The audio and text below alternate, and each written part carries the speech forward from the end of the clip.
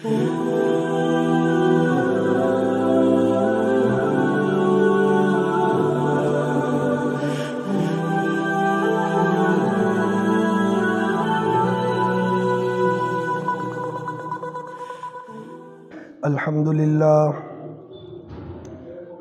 لله وكفى وسلام على عباده الذين اصطفى أما بعد فأعوذ بالله من الشيطان الرجيم بسم الله الرحمن الرحيم والعصر إن الإنسان لفي خسر إلا الذين آمنوا وعملوا الصالحات وتواصوا بالحق وتواصوا بالصبر صدق الله مولانا العظيم.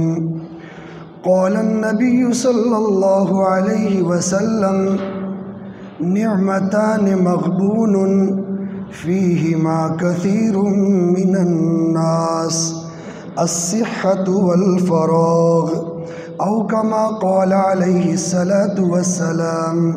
اللهم صل على محمد في أول كلامنا، اللهم صل على محمد في أوسط كلامنا، اللهم صل على محمد في آخر كلامنا، صلى الله عليه وعلى آله وأصحابه أجمعين. قابل احترام بزرگوں اور دوستوں، اللہ رب العزت نے مجھے اور آپ کو اور دنیا کے تمام انسانوں کو سمجھانے کے لیے قرآن پاک میں الگ الگ جگہ پر قسمیں کھائی ہیں. کہیں پر گھوڑوں کی قسم کھائی، کہیں پر چاند کی قسم کھائی، پر سورج کی قسم کھائی. لیکن سب سے زیادہ جس چیز کی قسمیں کھائی ہے وہ ہے میری زندگی، ہمارے اوقات، ہمارے ٹائم کی قسمیں کھائی ہے. سب سے زیادہ زندگی کی، ٹائم کی، اوقات کی قسمیں اللہ پاک نے کھائی ہے. کہیں پر فرماتے ہیں والعصر، زمانے کی قسم. کہیں پر فرماتے ہیں والفجر، فجر کے ٹائم کی قسم. والضحیٰ، چاش کے ٹائم کی قسم. والنہار، دن کی قسم. واللیل، رات کی قسم. اللہ نے وقتوں کی اور اوقات کی قسمیں کھا کر مجھے اور آپ کو ایک بات سمجھائی ہے کہ دنیا کے انسانوں، تمہاری جو زندگی ہے اور زندگی کے جو سانس ہے، زندگی کے جو لمحے ہیں، زندگی کی جو گھڑیاں ہے، زندگی کے جو دن اور رات ہے، یہ بہت قیمتی ہے. جو گھڑی زندگی کی گزر جائے کوئی واپس نہیں کر سکتا. جو لمحہ، جو گھڑی، جو سیکنڈ، جو منٹ، جو دن، جو رات زندگی سے گزر جائے اس کو کوئی واپس نہیں کر سکتا. آج کی رات جو گزر گئی ابھی ہماری زندگی میں دوبارہ کبھی واپس نہیں آئے گی. آج کا دن جو گزر جاوے گا وہ زندگی میں کبھی واپس نہیں آ سکتا. اسی لیے کسی عقل مند نے بڑی اچھی بات کہی ہے، الوقت اثمن من الذهب، کہ دنیا والوں، اے انسانوں، تمہاری زندگی کی ہر سیکنڈ، تمہاری زندگی کا ہر لمحہ، تمہاری زندگی کی ہر گھڑی، تمہاری زندگی کا ہر دن، تمہاری زندگی کی ہر رات سونے سے زیادہ قیمتی ہے، چاندی سے زیادہ قیمتی ہے، زمین اور جائیداد سے زیادہ قیمتی ہے، پیسوں سے زیادہ قیمتی ہے. اس لیے سونا ختم ہو جائے دوبارہ حاصل کر سکتے ہو، پیسہ ختم ہو جائے دوبارہ کما سکتے ہو، زمین جائیداد چلی جائے دوبارہ کما سکتے ہو، لیکن تمہاری زندگی کی جو سیکنڈ، جو لمحے، جو گھڑیاں گزر جائے اس کو کوئی واپس نہیں لا سکتا، اس کو کوئی واپس نہیں کر سکتا. معاف کرنا، آج پیسوں کی قیمت معلوم ہے، سونے چاندی کی قیمت معلوم ہے، ایک مسلمان سونے کی حفاظت کرتا ہے، پیسوں کی حفاظت کرتا ہے، چاندی کی حفاظت کرتا ہے، زمین اور جائیداد کی حفاظت کرتا ہے، لیکن اپنی زندگی کی، اپنے ٹائم کی حفاظت نہیں کرتا۔ پیسوں کو گن گن کر رکھتا ہے، سونا محفوظ جگہ پر رکھتا ہے، سمجھ سمجھ کر پیسہ استعمال کرتا ہے۔ جہاں 500 کی ضرورت ہے وہاں 1000 خرچ نہیں کرتا، جہاں 100 کی ضرورت ہے وہاں 50 خرچ کرتا ہے، جہاں 50 کی ضرورت ہے 25 خرچ کرتا ہے۔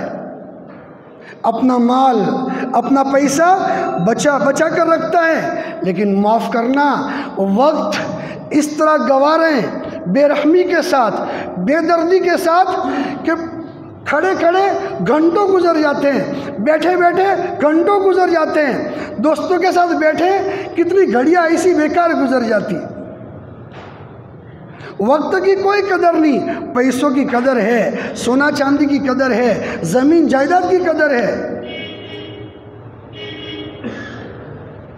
اسی لیے کسی عقل مند نے کہا ہے کہ زندگی اور زندگی کے لمحے، زندگی کی گھڑیاں برف کی طرح ہے۔ Life is the piece of ice, کہ زندگی برف نہ ٹکڑا جیوی ہے۔ برف کے ٹکڑے کو رستے میں ڈال دو، اس سے کیچڑ ہوگا، اس سے لوگوں کو تکلیف ہوگی، گزرنے والے پریشان ہوں گے کہ برف کا ٹکڑا غلط جگہ پر رکھ دیا۔ لیکن اسی برف کے ٹکڑے کو کسی برتن میں رکھا جائے تو کتنا فائدہ ہوگا۔ ہم اپنی پیاس بجھا سکتے ہیں، دوسروں کی پیاس بجھا سکتے ہیں، کسی کے کلیجے کو ٹھنڈا کر سکتے ہیں۔ اسی طرح یہ ہماری زندگی کی مثال ہے کہ ہماری زندگی کے اوقات، ہماری زندگی کے لمحے اگر عبادت میں گزار دیے جاوے، کسی کی خدمت میں لگا دیا جاوے، تو خود کا بھی فائدہ ہو سکتا ہے، گھر والوں کا بھی فائدہ ہو سکتا ہے، اور پوری امت کا فائدہ ہو سکتا ہے۔ اللہ نہ کرے، اللہ نہ کرے یہ زندگی بیکار وقتوں میں گزار دی، غلط کاموں میں گزار دی، خود کا بھی نقصان ہے، گھر والوں کا بھی نقصان ہے، اور پوری امت کا نقصان ہے۔ اس لیے دوستو بڑی کوشش کرنا ہے کہ اپنی زندگی کی ہر سیکنڈ کسی نہ کسی کام میں لگائی جائے، اپنے لمحے کو قیمتی بنایا جائے، اپنی زندگی کو قیمتی بنایا جائے۔ یہ زندگی ایک مرتبہ ملتی ہے، بار بار نہیں ملتی۔ اللہ کے نبی صلی اللہ علیہ وسلم فرماتے ہیں جب سورج طلوع ہوتا ہے روزانہ ایک فرشتہ آسمان پر آتا ہے اور وہ فرشتہ اعلان کرتا ہے، او اللہ کو راضی کرنے والے، او نبی کے دین پر چلنے والے، او اللہ کی اطاعت کرنے والے، جنت کی طرف چلنے والے، جلدی کر نیکیاں جمع کر لے۔ وہ فرشتہ کہتا ہے آج کا دن تیری زندگی میں کبھی واپس نہ آئے گا، جلدی کر۔ پھر دوسرا اعلان کرتا ہے، وہ اللہ کو ناراض کرنے والے، اللہ کی زمین پر زنا کرنے والے، اللہ کی زمین پر گناہ کرنے والے، سود کھانے والے، بیاج کے سودے کرنے والے۔ فرشتہ کہتا ہے او سود کے سودے کرنے والے، زنا کرنے والے، اللہ کے عذاب کو دعوت دینے والے، بس کر، رک جا، توبہ کر لے، آج کا دن تیری زندگی میں دوبارہ نہیں آئے گا۔ اپنے پاؤں پر کلہاڑی نہ مار، اپنی قبر کو آگ نہ لگا، اپنی آخرت کو آگ نہ لگا۔ یہ فرشتہ کا اعلان ہم سنتے نہیں، روز اعلان ہو رہا ہے۔ معاف کرنا دوستو، آج وقت کیسے گزار رہے ہیں؟ ہر آدمی اپنا محاسبہ کرے، میرا ٹائم 24 گھنٹے میرے کہاں لگ رہے ہیں؟ میں اپنا محاسبہ کروں، اب اپنا حساب کریں۔ آج دنیا میں ہنس کر زندگی گزار رہے ہیں، کل قبر کی گھڑیاں رلائے گی۔ آج ٹائم میں کچھ کر سکتے ہیں، جوانی ہے، طاقت ہے، ہوش و حواس ہے، کچھ کر سکتے ہیں۔ جب آنکھ بند ہو جائے گی کچھ بھی نہ کر پائیں گے۔ آج کا دن غنیمت سمجھو۔ شیطان کہتا ہے کل کریں گے، ابھی جوان ہے، بڑھاپے میں کریں گے۔ مسلمانوں، آج کا دن بہترین ہے، غنیمت جانو۔ کل کس نے دیکھا ہے؟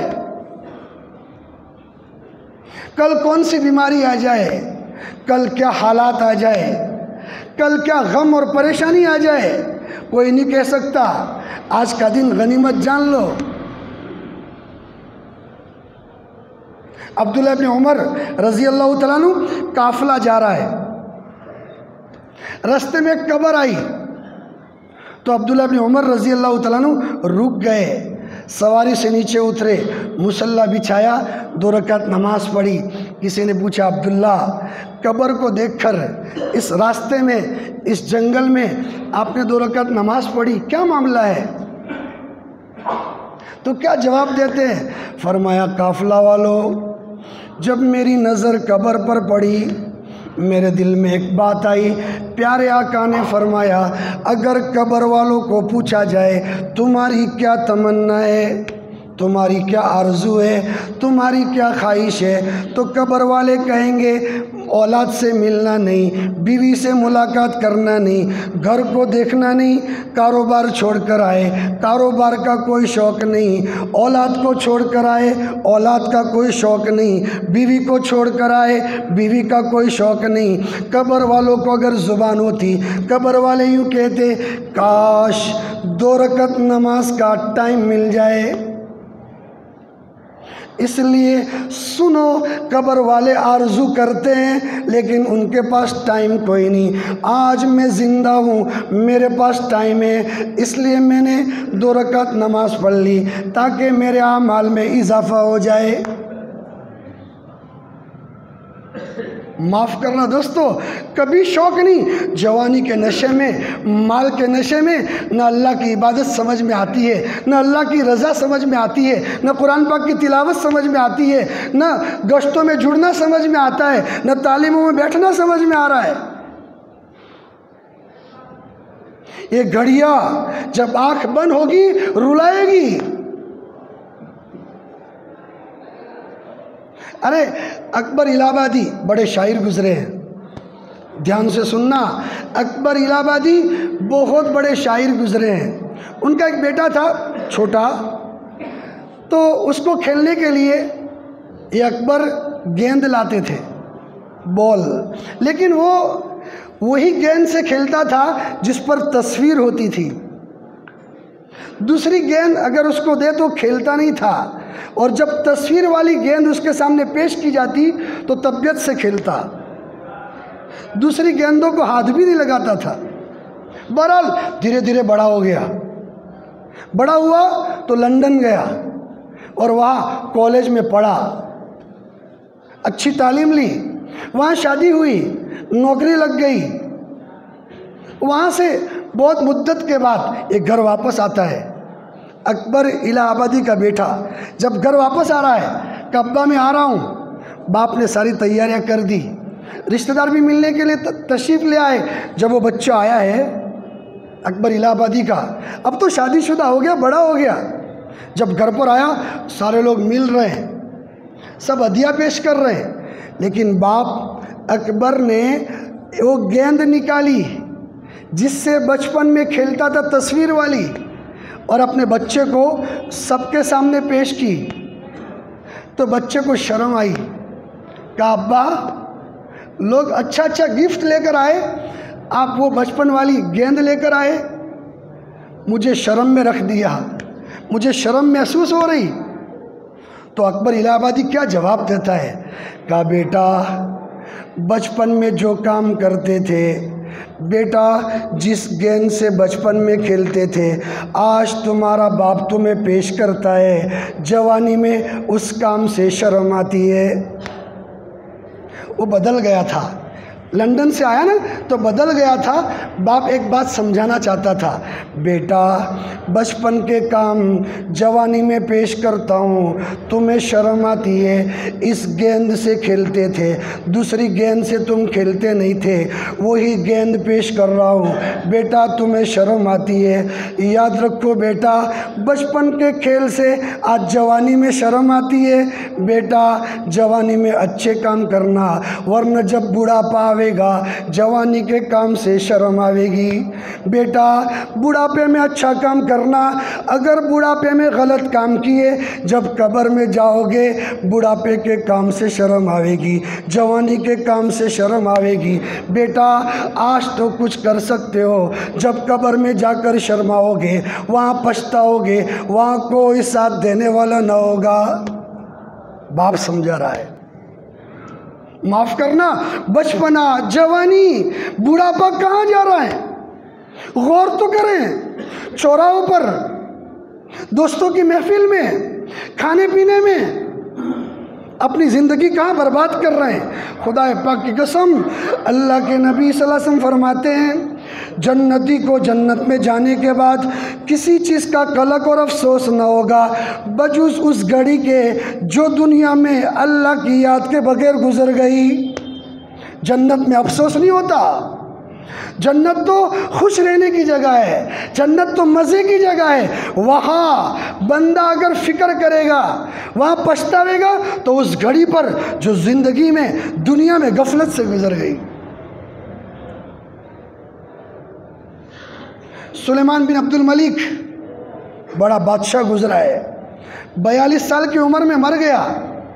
بادشاہ, پیسوں کی ریل پیل تھی, لوگوں نے سمجھایا سمجھ میں نہیں آیا, اللہ کی عبادت سمجھ میں نہیں آئی, اللہ کا دین سمجھ میں نہیں آیا.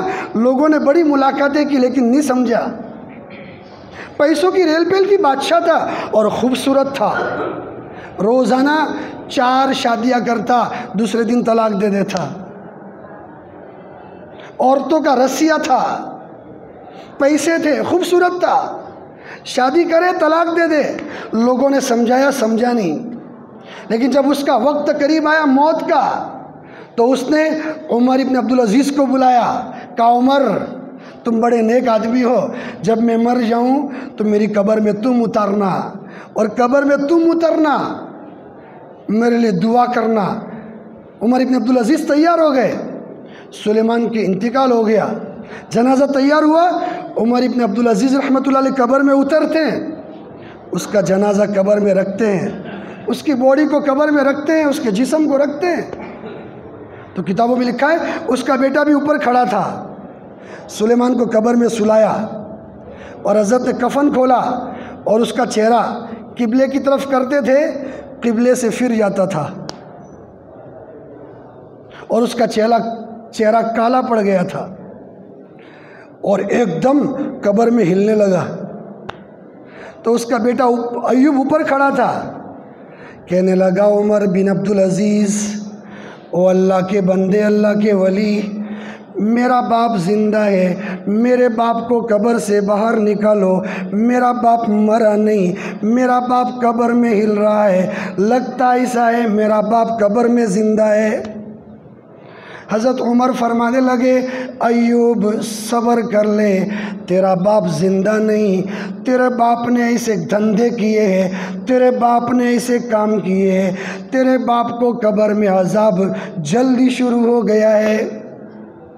تیرا باپ زندہ نہیں, اس کو عذاب جلدی شروع ہو گیا ہے, تیرے باپ نے کام ایسے کیے ہیں.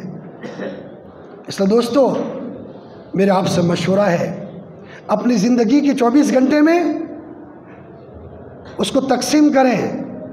کچھ وقت مال کمانے کے لیے, کوئی منع نہیں, اور کچھ وقت اللہ کو راضی کرنے کے لیے. 5 وقت کی نمازوں کا اہتمام کریں, قرآن پاک کی تلاوت کی اہتمام کریں, تعلیم میں بیٹھے, گشتوں میں جڑے, دعاؤں میں وقت لگاوے, گھروں میں اپنے بچوں کی تربیت کے لیے وقت نکالیں. ورنہ یاد رکھے آج یہ زندگی جو ہنسا رہی ہے کل یہ زندگی رلاوے گی. جس نے بھی زندگی کا احترام کیا وہ دنیا سے ہنستا ہوا گیا ہے, اور جس نے زندگی کا احترام نہیں کیا اپنے ٹائم کو صحیح کام میں نہیں لگایا، وہ دنیا سے روتا ہوا گیا ہے۔ آخری بات کہتا ہوں، عبداللہ بن مسعود رضی اللہ تعالیٰ عنہ بہت بڑے صحابی ہے، وہ فرماتے ہیں مجھے کسی چیز پر افسوس نہیں ہوتا، لیکن ایک بات پر افسوس ہوتا ہے۔ کس بات پر؟ فرماتے پیسوں پر کوئی افسوس نہیں، زمین جائیداد پر کوئی افسوس نہیں، افسوس اس بات پر ہوتا ہے کہ میری زندگی کا ایک دن بڑھ گیا لیکن میری نیکیوں میں اضافہ نہ ہوا، میری عمر بڑھ گئی لیکن میرے اعمال میں اضافہ نہ ہوا، اس پر مجھے بڑا افسوس ہوتا ہے، اس پر بڑا افسوس ہوتا ہے۔ اس سے دوستو یہ سانس چل رہی ہے، اس کی قدر جانیں، نہ معلوم کب آنکھ بند ہو جائے۔ جوان جا رہے، ارے بچے جا رہے، اچانک موت واقع ہو رہی، لوگ دنیا سے ایک دم جا رہے، کب آنکھ بند ہو جائے اور پھر وہاں کا پچھتاوا کام نہ آئے گا۔ اللہ کے نبی صلی اللہ علیہ وسلم فرماتے ہیں قیامت کے دن اللہ کے سامنے جب بندہ حاضر ہوگا، اللہ پاک فرمائیں گے میں نے تجھے مہلت دی تھی، میں تیرے لیے قرآن اتارا تھا، نبیوں کو بھیجا تھا، تیرے پاس سمجھانے والے آتے تھے تو نہ سمجھا۔ اس وقت اتنا افسوس ہوگا۔ اللہ کے نبی صلی اللہ علیہ وسلم فرماتے ہیں کہ آدمی اپنی انگلی سے ہاتھ چبانا شروع کرے گا، پورا ہاتھ چبا کھاوے گا کہ ہائے میں کچھ نہ کر سکا۔ آج سے طے کریں انشاءاللہ اپنی زندگی کے قیمتی اوقات عبادت میں گزاریں گے، انشاءاللہ مسجدوں میں گزاریں گے، انشاءاللہ تعلیم تلاوت میں گزاریں گے، انشاءاللہ۔ اللہ ہم سب کو عمل کی توفیق عطا فرمائے۔ وآخر دعوانا ان الحمدللہ رب العالمین۔